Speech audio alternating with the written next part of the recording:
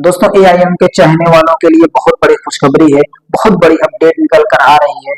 दोस्तों जैसे आपको पता होगा कि बैरिस्टर असदुद्दीन ओवैसी साहब अब एक सांसद ही नहीं पूरे भारत के लिए ब्रांड बन चुका है।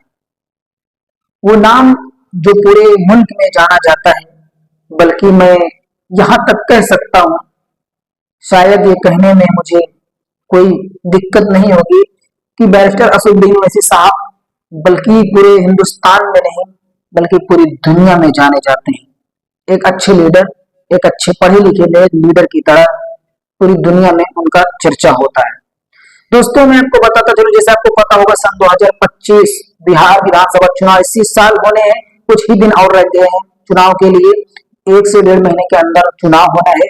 उसके बाद फौरन रिजल्ट आने हैं। उसके बाद पता लग जाएगा बिहार का सिकंदर कौन बनेगा, बिहार का मुख्यमंत्री कौन बनेगा, बिहार का सीएम कौन बनेगा। सभी लोग तो दावा कर रहे हैं, लेकिन रिजल्ट आने के बाद ही पता चलेगा। जमीनी स्तर पे लोग काम भी कर रहे हैं। और मैं आपको बताता चलूं, शेर हिंदुस्तान एआईएमआईएम ऑल इंडिया मजलिस इत्तेहादुल मुस्लिमीन के कौमी सदर व सांसद जनाब बैरिस्टर असदुद्दीन ओवैसी साहब अपने 4 दिवसीय दौरे के तहत 24 सितंबर को किशनगंज की धरती पर तशरीफ ला रहे हैं। किशनगंज की धरती पर अपना कदम रखने वाले हैं। किशनगंज की धरती पर एक तूफान आने वाला है। किशनगंज की धरती पर एक भूडाल आने वाला है। और विरोधियों को तकलीफ होने लगी होगी जब ये मैसेज और ये फोटो देखे होंगे कि 24 सितंबर को किशनगंज में एक शेर आने वाला है। शायद इसको सुनकर एआईएमआईएम के चाहने वालों के लिए, उनके दीवानों के लिए बहुत बड़ी खुशखबरी होगी।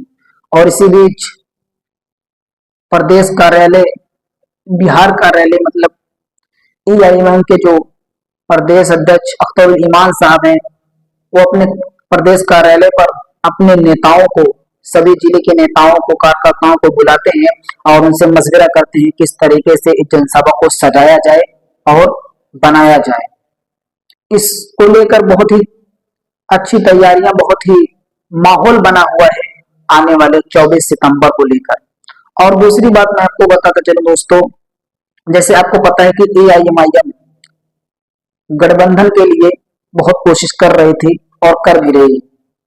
तेजस्वी यादव के घर पर भी हमारे प्रदेश अध्यक्ष अख्तरुल ईमान साहब गए और उनसे गठबंधन की मांग की, लेकिन उन्होंने अभी तक कोई रिस्पॉन्स, अभी तक कोई जवाब नहीं दिया है। कल ही मैं आपको बताता चलूं, कल एक वाक्य निकल कर आता है, फोटो के जरिए आपने देखा होगा, वीडियो के जरिए आपने देखा होगा कि तेजस्वी यादव के सामने कुछ एआईएम के कार्यकर्ता जाते हैं, उनसे गठबंधन की मांग करते हैं। और जो वहां के कार्यकर्ता होते हैं आरजेडी के, और उनके जो बॉडीगार्ड यानी जो सुरक्षा करने वाले लोग होते हैं तेजस्वी यादव के, वो सीधा एआईएम के कार्यकर्ताओं पर हमला कर देते हैं। इस तस्वीर को आप देखकर अंदाजा लगा सकते हैं किस तरीके से उन्हें पीटा गया है। दोस्तों इससे आप अंदाजा बखूबी लगा सकते हैं कि एआईएमआईएम को लेकर किस तरीके से बुरी नजर से, गलत नजर से देखा जा रहा है एआईएमआईएम को। दोस्तों मैं आपको बताता चलूं, आने वाले बिहार विधानसभा चुनाव में बहुत ही रोमांच होने वाला है, क्योंकि एआईएम के दीवाने, एआईएम के चाहने वाले जाग चुके हैं, नौजवान जाग चुके हैं। और एक इनकलाब आने वाला है एआईएमआईएम के रूप में, एआईएम के शकल में एक बिहार के अंदर बदलाव आने वाला है। बहरहाल जिस तरीके से एआईएम के कार्यकर्ताओं को पीटा गया है, उन्हें मारा गया है और उन्हें जलील किया गया है, एक तरफ आप गठबंधन भी नहीं करते हैं और दूसरी तरफ अगर आपके पास एआईएम के कार्यकर्ता गठबंधन के लिए जाते हैं तो उन्हें आप मरवाते हैं, पिटवाते हैं। बहरहाल हमें तो चुनाव लड़ना है और हिम्मत के साथ लड़ना है, 100 सीट पर चुनाव लड़ना है।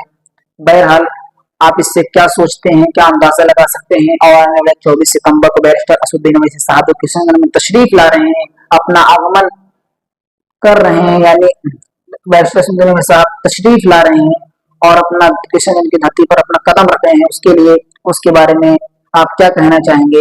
और इस वाक्य को लेकर जो एआईएम के कार्यकर्ताओं को पीटा गया है, गठबंधन की बात को लेकर आप क्या कहना चाहेंगे, कमेंट बॉक्स में जरूर बताइए। और एआईएमआईएम के लिए आप क्या सोचते हैं, और बैरिस्टर असदुद्दीन ओवैसी साहब के लिए क्या सोचते हैं, बिहार की भलाई के लिए, बिहार को आगे बढ़ाने के लिए आप क्या सोचते हैं। आने वाले बिहार विधानसभा चुनाव में सीएम कौन बनेगा, मुख्यमंत्री कौन बनेगा, आप क्या सोचते हैं, कमेंट बॉक्स में जरूर बताएं। फिर मिलते हैं किसी नेक्स्ट वीडियो में, तब तक के लिए बने रहें।